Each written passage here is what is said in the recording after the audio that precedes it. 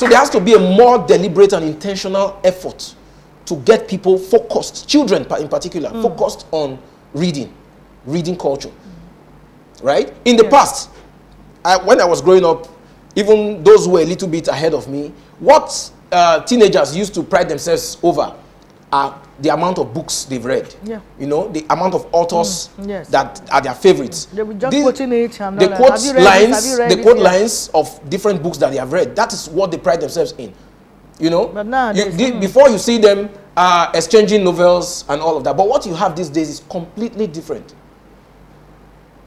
People pay more, youths, teenagers in particular, pay more attention to not just social media, they pay more attention to pornography. Pornography.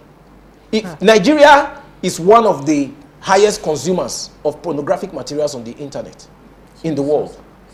Recently, I stumbled on a statistic that said University of Ibadan, UI, with all due respect to that school, has the highest rate of visits to Pornhub. Pornhub is one of the major pornographic sites in the world. Can you imagine? UI students patronize that site more than any other population. Because I'm trying to say that with this internet now we can even educate ourselves. Whereas there are a lot of research materials. Gone are the days where you have to order for books from abroad for them to send to you. At the touch of your phone today, you can have access to any kind of materials on any subject for free. You don't even need money to go and say all you need is data. The same data you are using to download videos, you know, dirty materials on the internet. You even need less to download PDF files, research materials. So it's more about the interest, like I said. I blame the students very less. Why? Because it is what they see, it is what they met in the society that influences them. But we want them to separate themselves from that. And that's why we're doing this. Some have, some do, some still do. Yes. There are still that little population of students who choose to focus on what matters, the right things, right? But not everybody have that self-starting ability.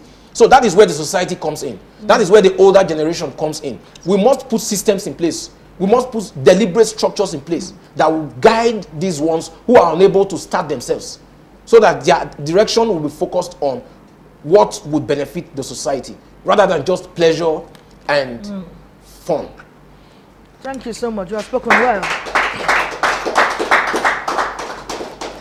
It's time for a break. When we're back, we enter session for question and answer. Vivid view, say and do it. Mr. Champion, I have two questions for you, sir.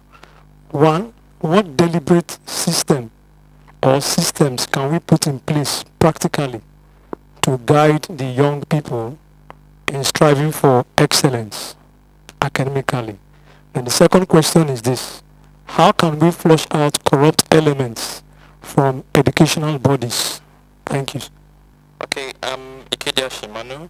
My question goes to us. What's our take on the culture or trend of some lecturers actually frustrating students from going for excellence, thereby discouraging them from doing the right things and taking examination malpractice as an option?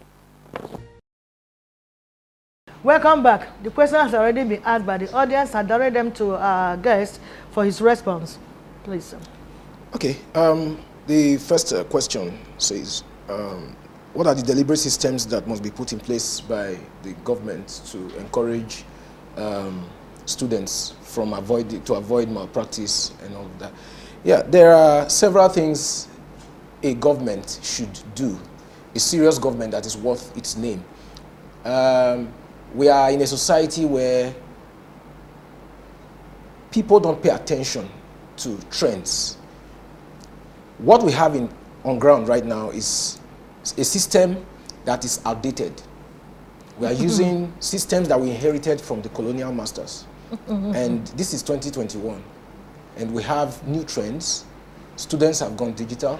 So if we want to encourage students to be serious with their studies and also pay less attention to other distractions, one of the things I think we should do is to begin to a massive revolution with regards to access to books. Access to books. There has to be libraries. There is no shortcut to it. Either digital libraries or physical libraries. The government must invest in books. The tail does not wag the dog wags the tail. Oh. In this case, the government is the dog. It is the government that will set the pace for NGOs to follow. It is the government that will set the pace for individuals, corporate bodies to follow. So even to republish the libraries in the schools. The existing libraries in schools have to be up to date. They have to be digital.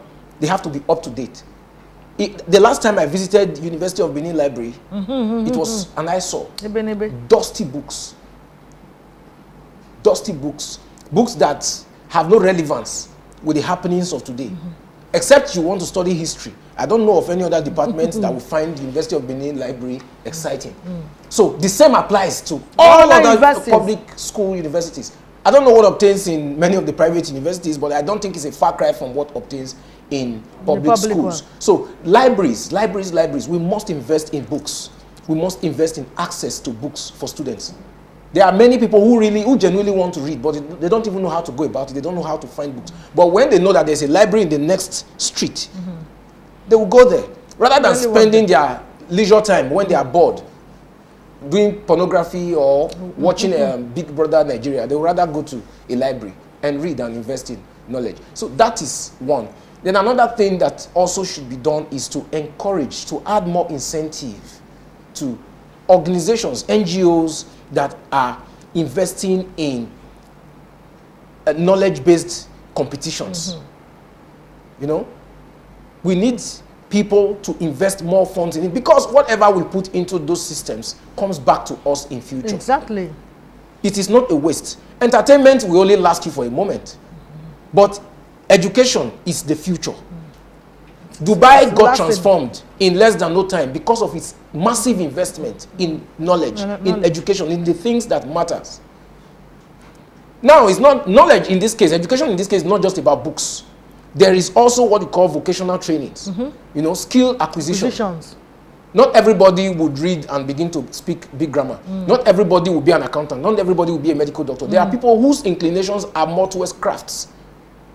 So there has to be centers that incubate these talents. There have to be centers, groups, places where people can go and acquire these skills for either for free or in very affordable amounts.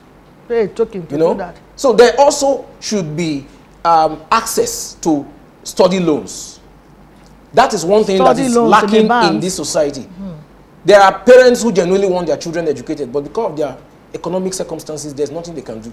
So children end up dropping out, taking to things that are not in line with their dreams and their vision. So if governments cannot set up access to loans, individuals, organizations, you know, NGOs, as well as microfinance organizations should also pay attention to study loans for people who want to go to school and they don't have the funds to do that.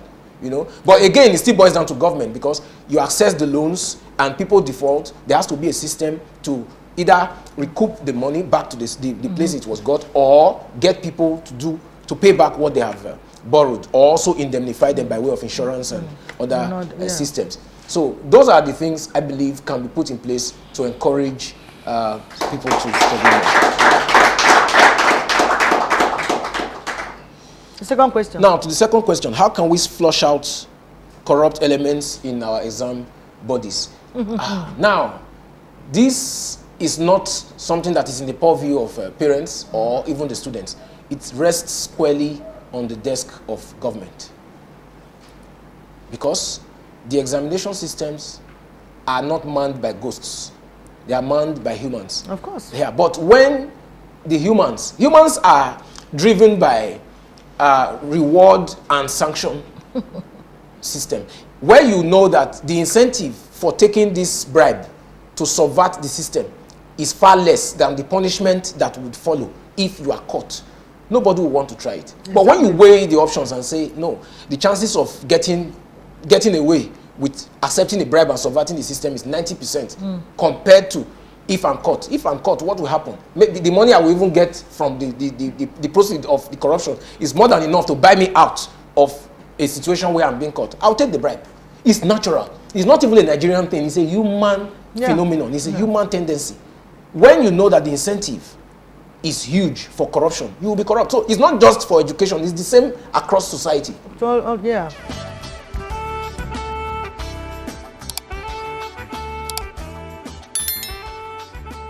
This is VV View.